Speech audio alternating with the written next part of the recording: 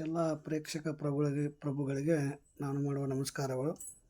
ಇವತ್ತು ಈ ವಿಡಿಯೋ ಮಾಡೋಕ್ಕೆ ಕಾರಣ ಏನಪ್ಪ ಅಂತಂದ್ರೆ, ಈಗ ಸದ್ಯದಾಗ ಏನು ನಡೆಯಕತ್ತಲ್ಲ, ಒಂದು ಉತ್ತರ ಕರ್ನಾಟಕದ ಜಾನಪದ ಕಲಾವಿದರ ಮೇಲೆ ಒಂದು ಏನು ಕೆಲವೊಂದಿಷ್ಟು ಹಿರಿಯ ಕಲಾವಿದರನ್ನು ಮುಂದಿಟ್ಕೊಂಡು ಕೇಸಿಂದ ಒಂದು ಟೀಮ್ ರೆಡಿ ಮಾಡ್ಕೊಂಡಿದಾರಲ್ಲ, ಆ ಟೀಮ್ನವ್ರು ಏನು ಮಾಡಕತ್ತಾರಪ್ಪ ಅಂತಂದ್ರೆ, ಇವತ್ತು ಒಬ್ಬ ವ್ಯಕ್ತಿನ ಒಂದು ತಂಡವನ್ನು ಮತ್ತು ಹೊಳ್ಳೆ ಹೊಸ ಜಾನಪದ ಕಲಾವಿದರನ್ನು ಮತ್ತು ಚಿಕ್ಕ ವಯಸ್ಸಿನ ಯುವಕರನ್ನು, ಬೆಳೆಯುವಂಥ ಯುವಕರನ್ನು ಟಾರ್ಗೆಟ್ ಮಾಡ್ಕೇಸಿಂದ ಮಾತಾಡೋದು ಮತ್ತು ಅವ್ರ ಬಗ್ಗೆ ಅಶ್ಲೀಲವಾಗಿ ಹೇಳಿಕೆಗಳನ್ನು ನೀಡೋದು. ಮತ್ತು ಏನು ನೀವು ಮಾಡಾಕತ್ತಿರಲ್ಲ ಈ ಕೆಲಸ ನೀವು ಮಾಡಾಕತ್ತಿದ್ರಲ್ಲ ಕ್ಯಾಸೆಟ್ ಮಾಡೋ ಸಮಯದಾಗ ಆತು, ಅವಾಗ ಯಾಕೆ ಮಾಡಲಿಲ್ಲ? ಇವಾಗ ಯಾಕೆ ಮಾಡಾಕತ್ತೀರಿ?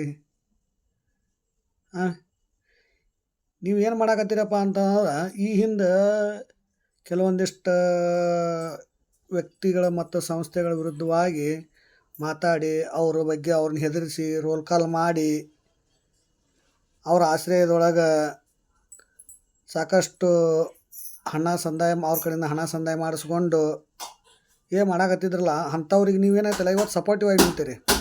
ಹಂಗಿದ್ದಾಗ ಉತ್ತರ ಕರ್ನಾಟಕದ ಜನ ನಿಮ್ಮನ್ನು ಬೆಳೆಸ್ಯಾರಲ್ಲ, ಹೆಂಗೆ ನಿಮ್ಮನ್ನು ಬೆಳೆಸಿದ್ರು ಅದೇ ರೀತಿ ಇನ್ನು ಉಳಿದಂಥ ಕಲಾವಿದರನ್ನು ಬೆಳೆಸಾಕತ್ತಾರೆ.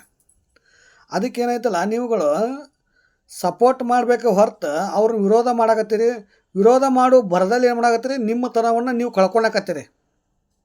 ಇವತ್ತು ನೀವೇನು ಮಾಡಾಕತ್ತೀರಲ್ಲ, ಇದನ್ನು ಮಾಡಾಕತ್ತಿದ್ದನ್ನು ನೀವು ಮಾಡೋ ಸಮಯದಾಗ ಯಾಕೆ ಮಾಡಲಿಲ್ಲ? ಹಂಗಾದ್ರೆ ನೀವು ಈಗೇನು ಡೈಲಾಗ್ ಹೊಡ್ಯಾತ್ರಿ? ಮತ್ತೆ ನಾವು ಹಿಂದೆ ಏನು ಮಾಡಿದ್ವಿ ಅದು ಒಂದು ಮುಗಿದು ಹೋಯ್ತು.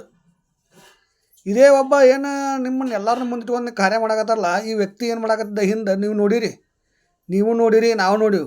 ಒಬ್ಬ ಹಿರಿಯ ವಕೀಲರಾದಂಥ ನಾಗರಾಜ್ ಕುಡುಪ್ಲಿ ಅವ್ರನ್ನ ಮುಂದಿಟ್ಕೊಂಡು ಕಳಿಸಿ ಎಷ್ಟೊಂದು ಅಶ್ಲೀಲವಾಗಿ ಮಾತಾಡ್ಯಾರಪ್ಪ ಅಂತಂದ್ರೆ, ಇವರು ಇಡೀ ಕರ್ನಾಟಕ ಜನನ ಕೇಳೈತದನ್ನು.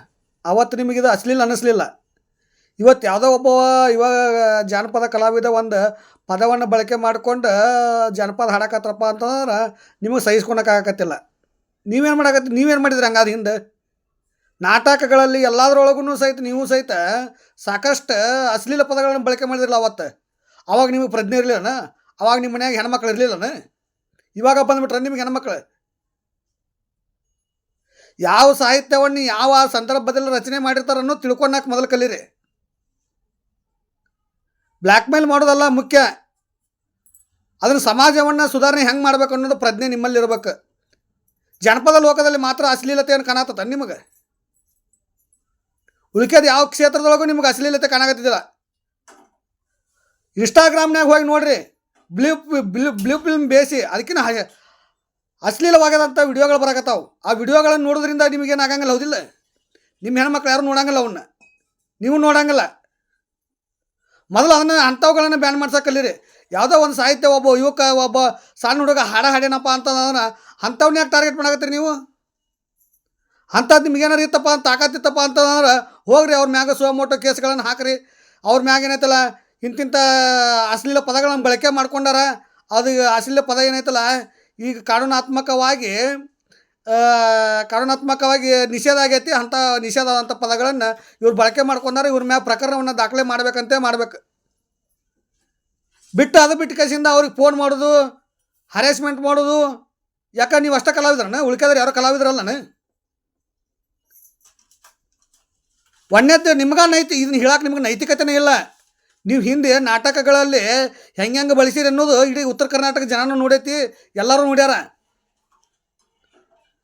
ಇವತ್ತು ಏನಾಯ್ತಲ್ಲ, ಯಾರೋ ಒಬ್ಬರು ಎದ್ರಂತ ಅವ್ರ ಹಿಂದೆ ಇವರು ಬೆನ್ನು ಹತ್ತಿಬಿಟ್ರಂತ.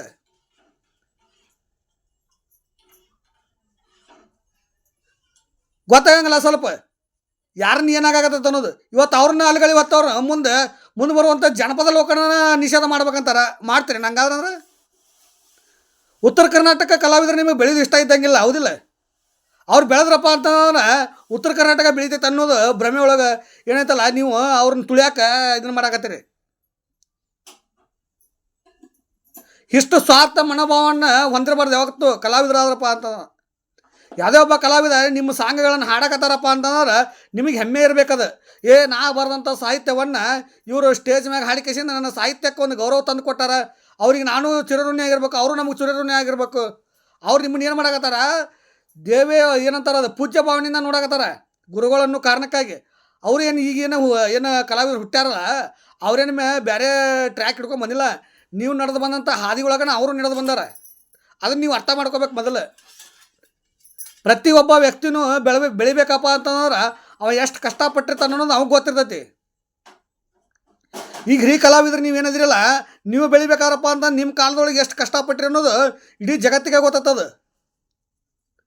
ಯಾವುದೇ ಒಂದು ಕ್ಷೇತ್ರದೊಳಗೆ ಆಗಿರ್ಬೋದು, ಅದಕ್ಕೆ ಆದಂಥದ್ದು ಒಂದು ಏನಂತಾರ ಶ್ರಮ ಇದ್ದಾಗ ಮಾತ್ರ ಬೆಳವಣಿಗೆ ಆಗತ್ತೆ ಹೊರತು ಯಾರ್ದು ಮನೆಯಾಗ ಕುಂತಲ್ಲೇ ಬರಂಗಿಲ್ಲ.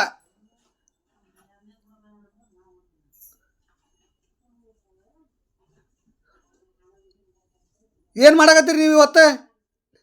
ಒಂದು ಕೋಲಾಹಲನ ಎಬ್ಸಕತ್ತೀರಿ. ಇದರಿಂದ ಏನು ಸಾಧನೆ ಮಾಡ್ತೀರಿ ನೀವು? ಈ ಸಾಧನೆಯನ್ನು ಏನೈತಲ್ಲ ನೀವು ಮಾಡೋ ಕಾಲದಾಗ ಇಟ್ಕೋಬೇಕಾಗಿತ್ತು. ಇವತ್ತು ಬಂದು ಮಾಡೋದಲ್ಲ. ಹಿಂದೆ ಮಾಡೀವಿ, ಏನೋ ಆಗಿ ಹೋತು. ಇವತ್ತು ಎಲ್ಲರೂ ಏನೈತಲ್ಲ ಒಳ್ಳೆ ರೀತಿಯಿಂದ ಬದುಕೊಂಡು ಒಳ್ಳೆ ರೀತಿಯಿಂದ ಬದುಕೊಂಡ್ರಿ. ಬ್ಯಾಡ ಅಂದ್ರೆ ಎಲ್ಲ ಕ್ಷೇತ್ರದೊಳಗೂ ಇರ್ಬೇಕು. ಅದೇ ರೀತಿನೇ ಒಳ್ಳೆ ರೀತಿ ಬದುಕೋದ್ರಿಂದ ಎಲ್ಲ ಕ್ಷೇತ್ರದೊಳಗೂ ಇರ್ಬೇಕು ನೀವು. ಇಂಥ ಏನು ಜವಾಬ್ದಾರಿ ಇತ್ತಲ್ಲ, ಸಾರ್ವಜನಿಕ ಜವಾಬ್ದಾರಿ ನಿಮಗೆ ಅವತ್ತು ನೀವು ಮಾಡೋ ಕಾಲದಾಗ ಯಾಕೆ ಬರಲಿಲ್ಲ ಅಂತ ನನ್ನ ಪ್ರಶ್ನೆ. ಇದು ಕುತ್ರ ಕೊಡ್ರಿ. ನೀವು ಮಾಡೋ ಕಾಲದೊಳಗೆ ಯಾಕೆ ಈ ಪ್ರಶ್ನೆ ಬರಲಿಲ್ಲ? ಅವಾಗ ನಿಮ್ಗೆ ಜವಾಬ್ದಾರಿ ಇರಲಿಲ್ಲನ? ನೀವು ಮಾಡೋ ಕಾಲದಾಗ ಆ ಜವಾಬ್ದಾರಿ ಎಲ್ಲಿ ಹೋತಂಗಂದ್ರೆ ನೋಡ್ರಿ, ನಿಮ್ಮ ತನವನ್ನು ನೀವು ಹಾಳು ಮಾಡ್ಕೋತೀರಪ್ಪ ಅಂತ ನಿಮಗೆ ಬಿಟ್ಟಿದ್ದು. ಇದ್ರ ಮುಂದೆ ಯಾರು ಏನು ಮಾಡೋಕ್ಕಾಗಲ್ಲ.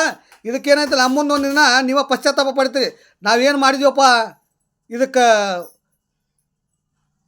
ನಾವ ಒಂದು ಕಾರಣ ಆದಿವಲ್ಲಪ್ಪ ಅಂತ ಕಳಿಸಿ ಮುಂದೆ ಒಂದಿನ ಯಾರು ನಿಮಗೇನು ಹೇಳಂಗಿಲ್ಲ. ಅವ್ರು ನೀವು ಪಶ್ಚಾತ್ತಾಪ ಪಡ್ತೀರಿ. ಅವಾಗ ಗೊತ್ತಾಗತ್ತೆ. ಅಲ್ಲಿ ಮಟ್ಟ ನಿಮ್ಗೆ ಗೊತ್ತಾಗಂಗಿಲ್ಲ.